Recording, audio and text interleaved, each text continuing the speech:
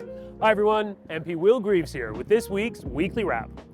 A full week in Ottawa, and if you could hear the notes playing underneath all of it, from the symphony halls to the committee rooms to a ceremony honoring the longest military mission in our country's history, I think you'd recognize the same melody.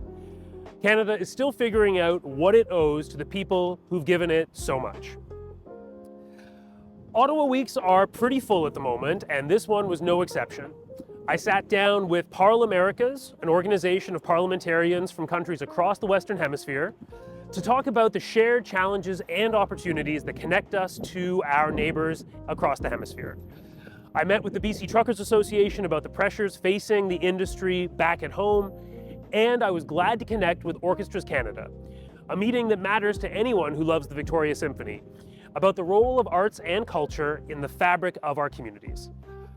I also held the inaugural meeting of the Canada-Dominican Parliamentary Friendship Group, which I'm honored to co-chair. And I joined my colleagues in the National, Pacific, Climate, Women's, and Pride caucuses that I belong to. This week, I also celebrated Asian Heritage Month with Canadians who had gathered in Ottawa for celebration from across the country. And it was a reminder of the depth of culture and contribution that makes this country what it is.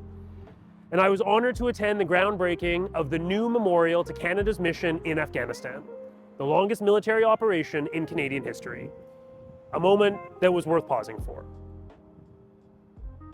But honestly, a lot of my time in Ottawa right now is spent in committee.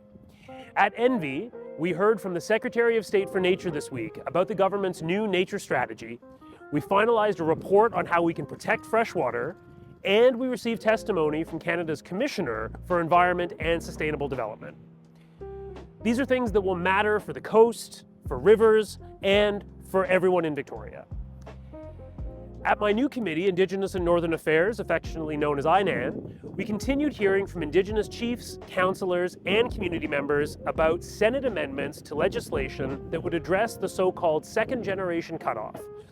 That's a provision of the Indian Act that has, for generations, prevented First Nations women and their descendants from passing on legal status. The testimony was powerful, personal, and a reminder that the work of reconciliation isn't abstract. It's about real families and what we owe them. So from the symphony to the cenotaph to the committee table, it all connects. Art, memory, justice.